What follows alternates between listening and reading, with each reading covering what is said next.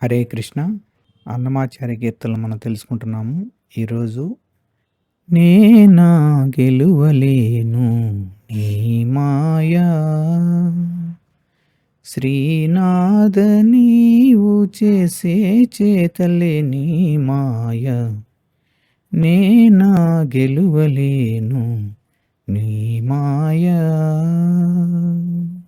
ఇందులో మొదటిది, ఓ లక్ష్మీ వల్లభ, నీ మాయను నేను గెలవలేనయ్యా. ఆయన యొక్క మాయను మనం అధిగమించలేం. మాయతోనే ఈ సృష్టి అంతా నడిపిస్తూ ఉన్నాడనమాట. నీవు ఆడించే ఆటలే ఈ మాయలన్నీ.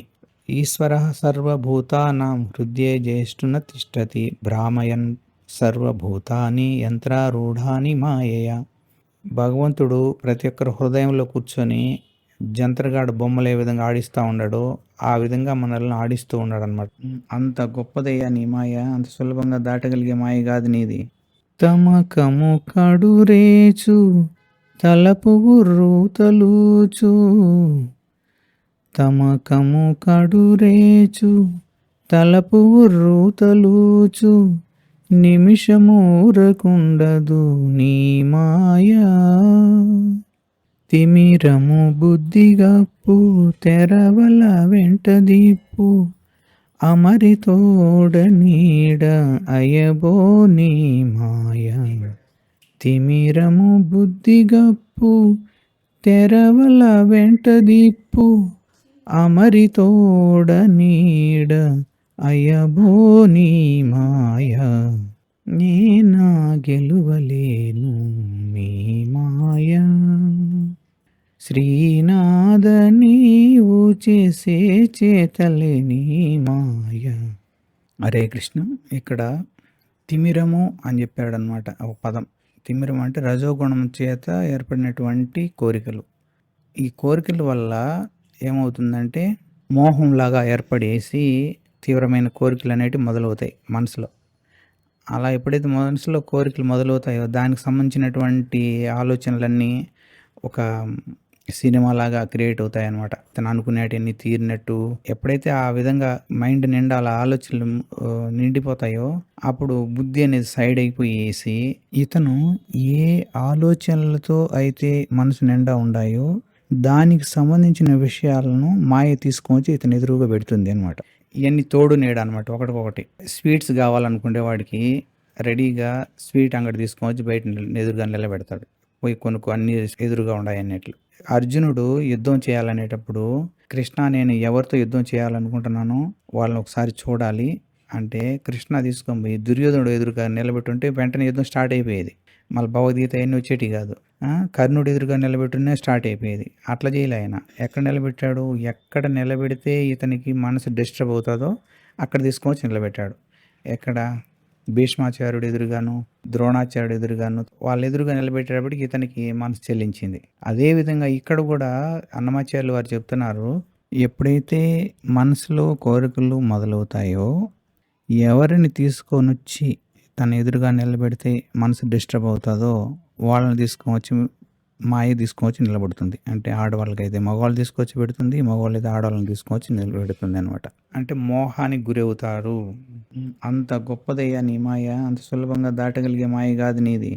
పట్టినందుకెల్లా తీసు పాపమే చవులు చేసు, నిట్ట పిడిపో నీదు నీ మాయా. పట్టినందుకెల్లా తీసు పాపమే చవులు చేసు, నిట్ట పిడిపో నీదు నీ మాయా. కొట్ట కొనకెక్కించు కోరి మొదలికి దించు, కొట్ట కొనకెక్కించు కోరి మొదలికి దించు, మట్టులేదింతింతని మరియో నీ మాయా. కొట్ట కొనకెక్కించు కోరి మొదలికి దించు, మట్టులేదింతింతని మరియో నీ మాయా. మనకు భగవద్గీతలు చెప్తారు, పాపం యొక్క ఫలితము దుఃఖము, పుణ్యం యొక్క ఫలితము సుఖము. అన్ని పుణ్యకర్మలు చేస్తే సుఖాలు అనుభవిస్తాడు, అన్ని పాపకర్మలు చేస్తే దుఃఖాలు అనుభవిస్తాడు. రజోగుణంతో చేసే ప్రతి పని వల్ల చివరకు దుఃఖాన్ని మిగులుస్తుంది. ఒక సరైన మార్గంలో వెళ్ళనివ్వదు. మనల్ని దాంట్లోంచి బయటికి రానీయదనమాట. ఒక్కొక్కసారి తను అనుకున్నది కూడా నెరవేరుతా ఉంటుంది. పైకి తీసుకెళ్తుంది. ఒక్కొక్కసారి ఇతను అనుకున్నది ఏది నెరవేరదు. టక్కని కిందికి పడేస్తుందనమాట. కొనకు ఎక్కించు కోరి మొదలుకు దించు. ఒక్కోసారి పైకి ఎక్కిచ్చేస్తాడు భగవంతుడు. ఇతనికంటే గొప్పోళ్ళు ఇంకోరు లేరు అన్నట్లు. ఇంకోసారి టపీలుమని కింద పడేస్తాడనమాట. దీనికి మట్టు లేదు ఇంతంతయు మరియు నీ మాయ అంటే దీనికి అంతము లేదు, ఒక లిమిట్ లేదనమాట. ఎంతసేపు పైన నిలబెడతాడు, ఎంతసేపు కింద నిలబెడతాడు అనేది ఒక కొలత లేదు, కొలమానం లేదు. అనుకున్నప్పుడు టక్కని పైకి పెట్టేస్తాడు, లేకపోతే తీసి కింద పడేస్తాడు అనమాట. అంత గొప్పదయ్యా నీ మాయ, అంత సులభంగా దాటగలిగే మాయ కాదు నీది. పలులంపటాల ముంచు భావజుచి భ్రమయించు నిలిచిన చోట నిల్ల నీ మాయ. పలులంపటాల ముంచు భావజుచి భ్రమయించు నిలిచిన చోట నిల్ల నీ మాయ.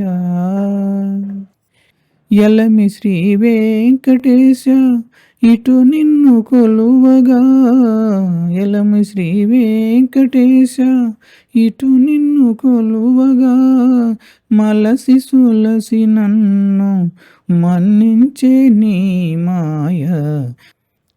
నేనా గెలువలేను నీ మాయ, శ్రీనాథ నీవు చేసే చేతలే నీ మాయ. నేనా గెలువలేను నీ మాయ. లంపటము అంటే వృధా ప్రయాస అనమాట. భావజుడు అంటే మన్మధుడు అనమాట. అంటే మనలో రకరకాల కోరికలు ఎప్పుడైతే స్టార్ట్ అవుతాయో రకరకాల లంపటాలకు గురి చేస్తూ ఎక్కడన్నా నిలబడు, ఆ భావాలు అనేటివి ఎక్స్ప్రెషన్ అవుతూనే ఉంటాయన్నమాట. వాటికి అంతం లేకుండా కంటిన్యూగా. అందుకోసమై మనం చేయాల్సింది ఇంతవరకు సమస్యలన్నీ చెప్పాడనమాట. మనసులో కోరికలు మొదలవుతాయి, వాటికి సంబంధించినటువంటి విషయాలు ఎదురుగా నిలబెడతాడు, మనసులో తిప్పేస్తాడు, వాళ్ళ చుట్టూ తిరుగుతూ ఉంటారు. రకరకాల లంపటాలు గురి అయ్యి ఒక చోట నిలబడనీయకుండా చేస్తుంది అనమాట ఇది మాయ. అప్పుడు ఫైనల్గా ఏం చెప్తున్నారంటే, ఎవరైతే కలియుగ దైవమైనటువంటి వెంకటేశ్వర స్వామిని ఎప్పుడైతే మనము శ్రీ వెంకటేశ్వరుని కానీ కృష్ణ భగవానుడు అంతా ఒకటే, ఎప్పుడైతే ఆయన్ను ఆశ్రయిస్తామో అప్పుడు ఆయన మన్నిస్తాడనమాట. అంటే తన మాయను పక్కకు తొలగిస్తాడు. అప్పుడు మనం భక్తి మార్గంలో స్టాండర్డ్గా ముందుకు వెళ్తాం అన్నమాట.